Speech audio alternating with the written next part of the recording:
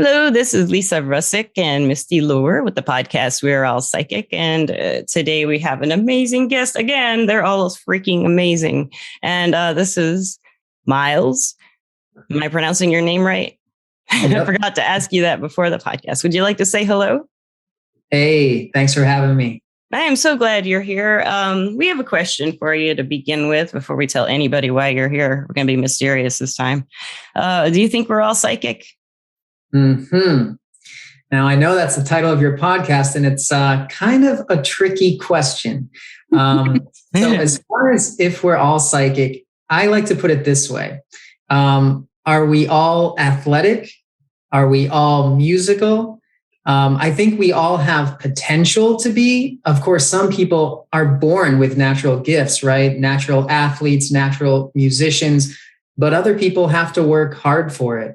I'm one of those people. I wasn't born seeing things, hearing things. It took me years of meditation to gain certain abilities. So for me, I would say, we all have that potential, but some of us have to work at it. And even the great mystic Edgar Cayce said, the psychic sense isn't the sixth sense. It's actually the first sense. But many of us have forgotten about it and forgotten how to use it. So I like that. I like that quote. And I think that's an awesome answer.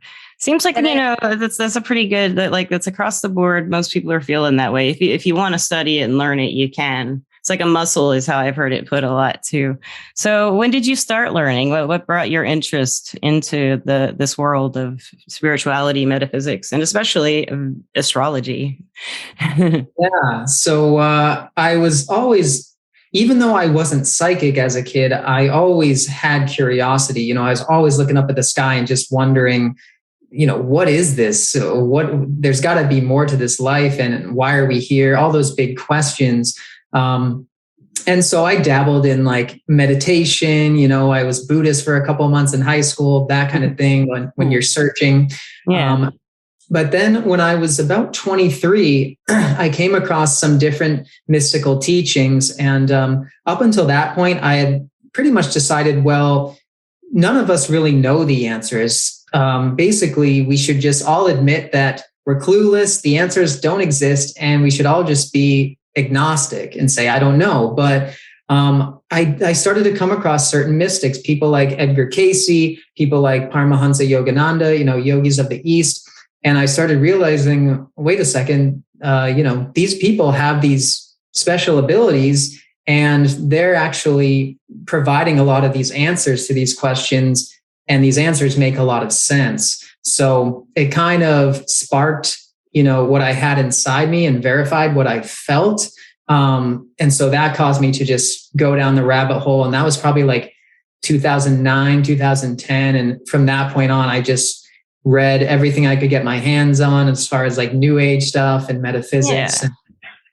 So eventually, as far as astrology, I got a tropical reading in 2013, and the reader, she was very good. But there were some things in my chart that I just felt like I don't quite resonate with that. For example, in the tropical system, I'm Capricorn rising. And we all know Capricorns are, the ambitious worker, trying to get to the top. And there I was as a starving artist.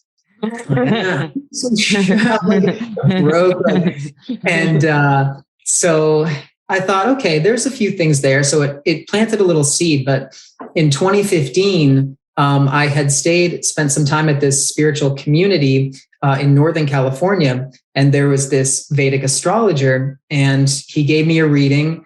And at that point, I was like, in that system, for example, I'm a Sag rising, Sag being the gypsy of the zodiac. And by that point, I had lived in probably 20 different places, and the typical spiritual seeker, on the journey. And so many of the things in that chart resonated much more. And I was like, at that point, there's really is something to astrology.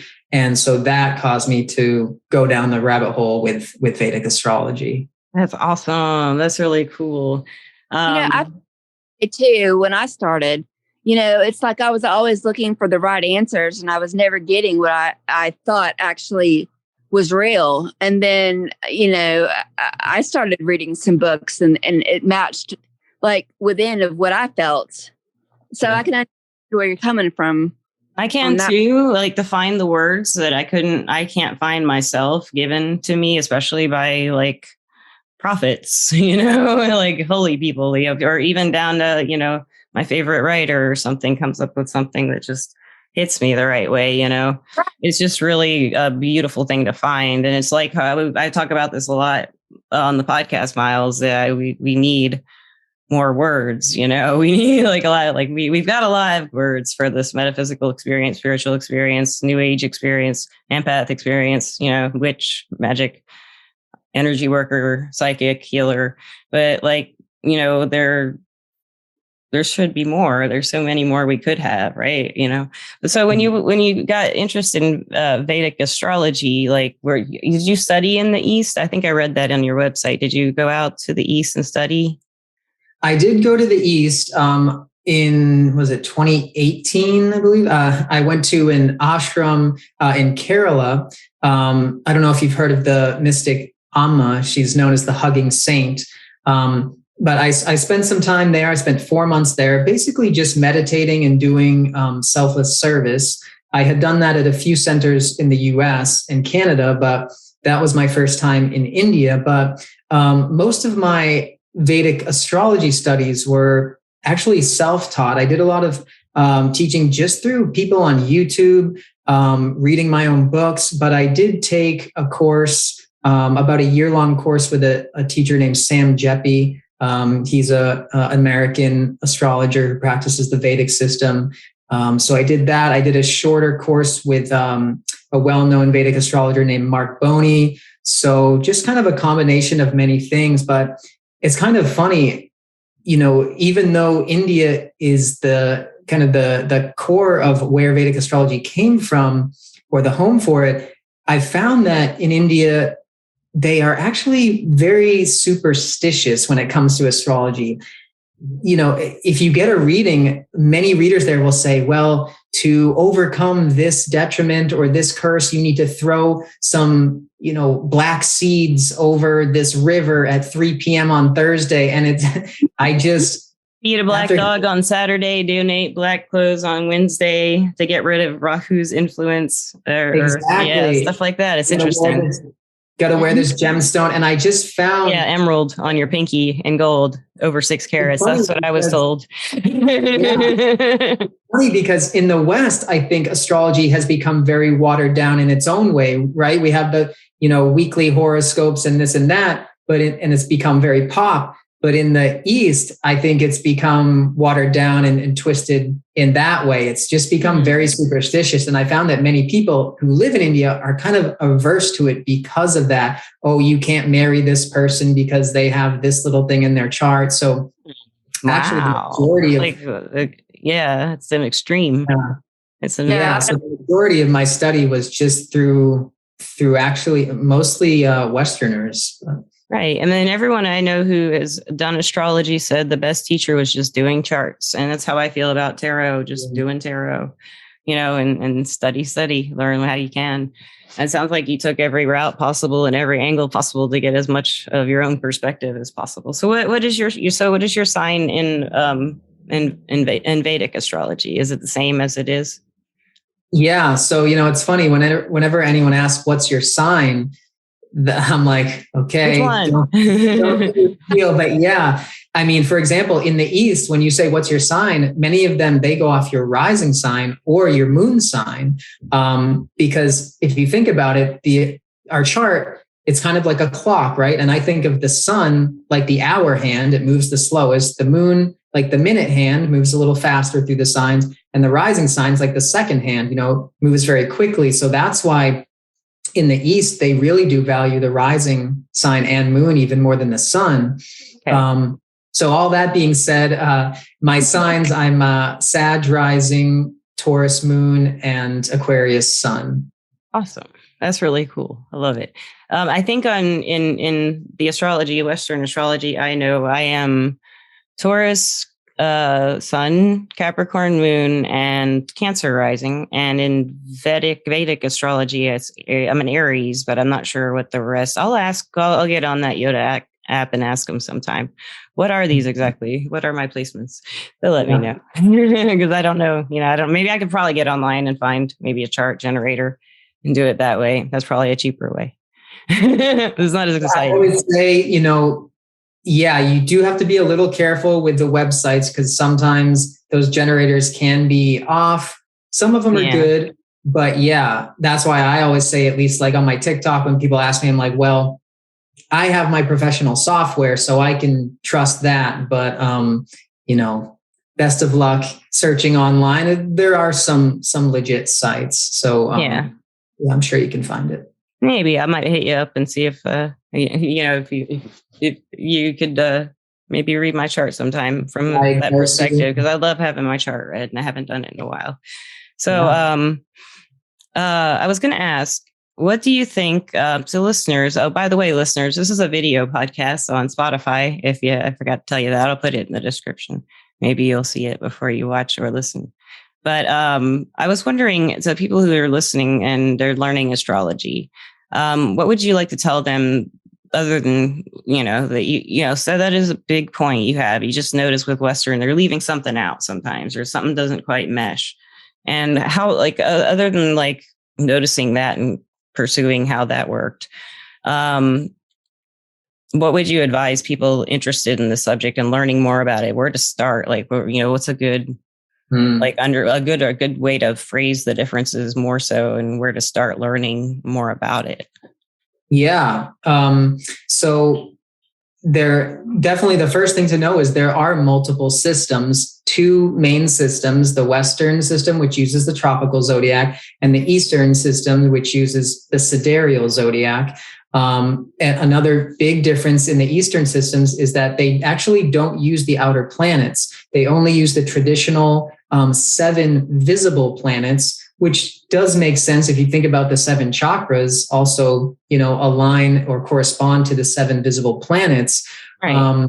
But I actually do incorporate, that's the one thing from the tropical system that I do use. I have found that the outer planets are useful, but only in certain places in the chart. Some people's charts, the outer planets don't really affect them too much. But as far as where to begin, I would say definitely don't begin with memes. Don't you get stereotypes. Woo, they'd be ingrained. And even though I'm a TikTok astrologer, be very careful with TikTok astrology. I came across someone's account the other day. Had way more followers than me, and they're posting these videos, and I'm like, that is completely off. And now all these thousands of people are going to be thinking, it was this person, they made a video that the most controlling signs, and they listed a few. I was like, okay. And then they said Libra, and I'm like, Libra is probably one of the least controlling. They want to make other people happy. Maybe in Vedic astrology, but maybe not so much in Western astrology. If you know some Libras really well, you'd be surprised. Well, remember, we're not just one sign, but so there could be other aspects. But the core sign of Libra, it's ruled by Venus. Venus wants harmony and peace. Yeah. So they're very much a people pleaser. So little things like that where I say, man, you got to be careful, because these memes and some of these internet, these astrologers, they just hop on there. They're stereotyping. They know that talking about astrology gets a lot of views. I saw one guy, he said, this woman, she loves coffee, and she gets tired when she wakes up in the morning or something. Like, what sign is she? I'm like, which sign likes coffee? Come on, man. But they know, it gets a lot of views. But anyway, they all do or don't. It's a preference. No, I love watching the astrology. Sometimes I love watching all the video. If I get on there, I just, like I said earlier, I have to step back sometimes and just go, okay. Start my day, or else I'll never get off this couch for 4 hours. I'll just. Yep. Yeah. I would say, you know what I'm saying? I would say, yeah, definitely start with books. Like go on Amazon, look at the best rated. They're very good astrologers. Like I said, like Mark Boney, Sam Jeppy. There's a channel on YouTube, KRS channel. He's a great, his heritage is Indian, but he's a Westerner, and his channel's great. I learned a ton through him. And study everything, books, YouTube, and just start reading for people, friends, family, everything you can do. And over time, the more information you take in, you'll kind of realize, oh, okay, this lines up, this doesn't. So I'm going to drop that and just realize what resonates over time and take those gems. Yeah. This is Gandalf. He likes podcasts. See, he's like, let's interrupt. He wants to talk. He's right by the mic. What you want to say? Says, I got one. He's a Gemini. In Western astrology. He was June 6th. Or no, June 7th. June 7th. Oh, he would be actually Taurus sun in Vedic. You a Taurus. You don't seem like it. Of course, I'm kind of pushy sometimes too, Gandalf. But I'm an Aries in Vedic, so I don't know how that works out. But it's interesting. The descriptions of the signs are a little different than they are as well as in Eastern and Western. Like the wording themselves. Like the way I've read it before. Not so like you said, maybe it is a lot of the stereotypes that are on the internet. And it's funny that you said to get books, because the last astrologer we asked that question to said, the old books. She said, oh, get those old books, and really learn the astrology from them. She said she liked the old books, but I find like the way it's worded, it really is what will work for me and resonate for me as far as learning something. It has to be like, for me, accessible and also compassionate, understandable. Like a lot of the astrology that is taught is just like, there is a bad trait. It's kind of like the tarot with the short description, bad trait, it's not really explained, and like a lot of those generated charts that some websites will do, they don't put them all together. They just print out the sections and don't say how they all work together. Yeah. And it seems like with the Vedic system, they do talk about how they all work together a lot more, Mm-hmm. And, this is actually the number one thing. If you're asking me what someone should do when they're learning astrology, step one is learn the fundamentals, whether it's through books, preferably through books, through astrologers who have been doing it through many years, because anyone can just hop online and make videos, right? Right. Learn the fundamentals, learn about, mutable signs versus cardinal signs versus fixed signs, the modalities, the elements, the planets, because each sign is just a composite of all those pieces. I like to think of each sign as like a 5-layer cake, right? And you have the modalities, the planetary ruler, the element. Is it a positive or negative, day or night sign? So, for example, for Aries, why is Aries known as a feistier sign? Why are they more ambitious? Because they're ruled by Mars, the planet of drive and ambition, and they're a fire sign, which is about passion, and it's a cardinal sign, which is about initiating. So you put all those things together, and that's why Aries is known to be that way. It's not just because someone decided that. So once you know the fundamentals, you'll be able to look at some meme or watch some astrologer and say, oh, that's accurate, or no, that's not accurate, because I know the fundamentals. I'm glad you brought that up, because that's one of the things I liked about your TikTok videos is you did talk about that. And in some years you break them down. You start talking about the fundamentals. Let's look at the fundamentals, and you'll break it down. And I really like that, because a lot of astrologers have taught us memorization, and you'll just get a hang of it. And I feel like doing that is kind of like approaching it from kind of like a scientific or mathematical point, a logical point of view. If you got these fundamentals, you can logically rationalize yourself to an answer that's pretty good, or at least if not right, or it's an explanation just by like, it's kind of like with palmistry. If you just know the basics, you can read palms, if you just have some names and some, positions and a few facts or the fundamentals, then you can do something with it, like right away. You need to look at too, the way you feel about it. I can read something and it just not make any sense to me, because I don't connect with it. or I could read something else that I connect with that really is the truth about it. It's like, your inner self knows. You know what I mean? It knows what's right and what's wrong. You've got to like feel it out, I think. Yeah. I mean, that's the whole other side, right? There's the logical side through the book learning, but then there's also the intuitive. I find, intuition, to me, astrology is a little more like a science, because I should be able to show your chart to 10 different astrologers and they should be able to pretty much say the same thing, because your signs are your signs, right?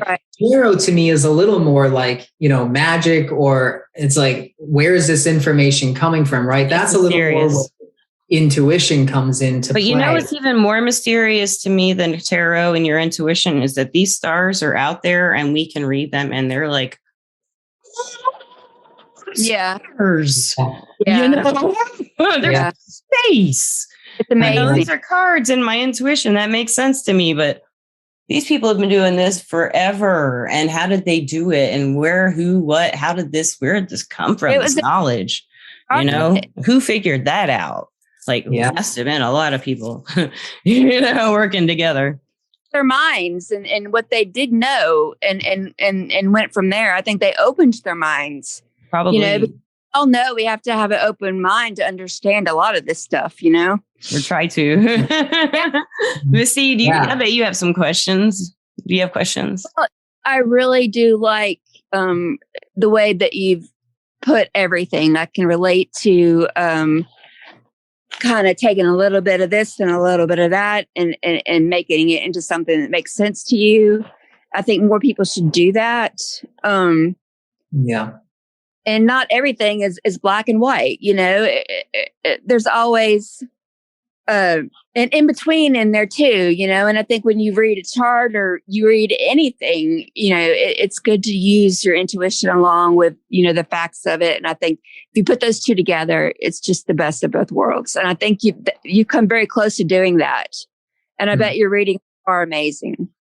Yeah, I try. It's putting both together, I've found it's just an amazing combination, because for me, I use astrology like a psychologist. I'm not one, but I use it like a counselor to see basically an X-ray of your soul. This is what tells me how you're wired. And then tarot helps me see your life story. To me, tarot is like a picture book. I see the past, present, and a few months ahead. And so between the two, it's like I'm able to see you and I'm able to look at your journey, and both of them together, it's just an amazing match. When you told me about, how you use the chakras and the planets, never thought about that. But gosh, when you said it, I was like, click, that is so much sense.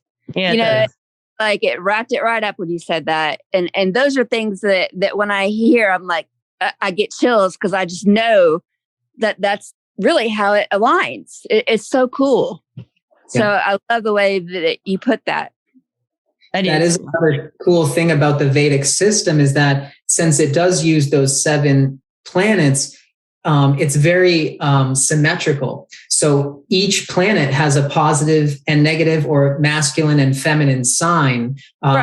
So that's where the outer planets can almost throw a wrench into it. The Eastern system, it's uniform and symmetrical. So every sign, every planet has 2 signs, the positive and the negative. It's cool.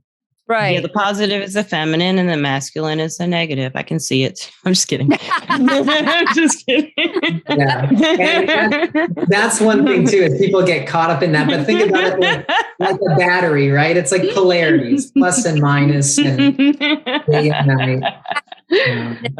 But for example, that's where say Aries versus Scorpio. Now, both are ruled by Mars in the Eastern system. Aries is the positive or masculine side of Mars. And that's why Aries are known to be more extroverted. If they don't like you, they'll say it to your face, they'll punch you in the face. Whereas Scorpio is the feminine, the more hidden, private side of Mars, where they have that power and drive, but it's usually more, kept inward behind the scenes. Oh, you're telling me. I mean, I'm an Aries, and both my daughters are Scorpios. She's an Aries moon too in the Western astrology. my oldest daughter is an Aries, and then my youngest two are Scorpios. So you can only imagine the household that we've had. It's been very lots of talking, yeah. or screaming, loud talking. I'm right. So Myles, where can listeners here get a reading from you, find out about what's your TikTok handle? About people, I'll put it in the description too, but I'd love for you to let people know where they can find you. Yeah, so you can either go just right to my website. It's just my name. So Myles, Myles, Tufts, like the university, TUFTS.com. So www.milestufts.com. Or you can just, go to my TikTok. My handle is Sleepwalker, but it's spelled a little different. So it's sleep and then WLKRRR. And watch out for accounts that look like that, because I guess recently I have some imposters who've been trying to scam people on TikTok. So people are doing it everywhere. Someone's trying to impersonate my mom on Facebook like every 2 weeks, and we have no idea why. Like, it's just every few months, it just keeps happening. They try to friend everybody on our list. It's like, what is up with that? It's just happening to a lot of different people, not just, people who have viewerships or, any kind of audiences on social media. It's happening everywhere for weird reasons.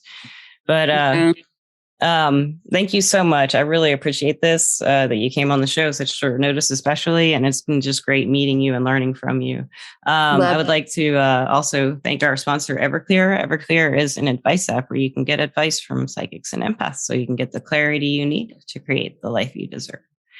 So, any last words for the listeners, Myles or Misty, either of you? One thing, a big point to say is the Eastern system follows along with the precession of the equinoxes, whereas the Western tropical system does not. That's a huge difference between the two zodiacs. So I just have to say that. And before I go, I want to make one prediction. I'm going to predict for any of those people who are into the weird crypto world, I'm going to say that in the month of May, next month, I believe that the settlement, the case between XRP, Ripple, and the SEC will be settled. It's been years in the making. I believe next month will finally be the settlement. So that is my prediction. Good. That's something to look forward to. Yeah. You heard it here first, maybe, unless you said it before. Thank you so much for a prediction. That's great. And listeners, thank you as always for listening. Thank you, Misty. Thank you, Myles. And thank you, Life, for always having time to change things. And we'll leave it at that. Have a good evening, night, day, wherever you are, and see you later. Goodbye.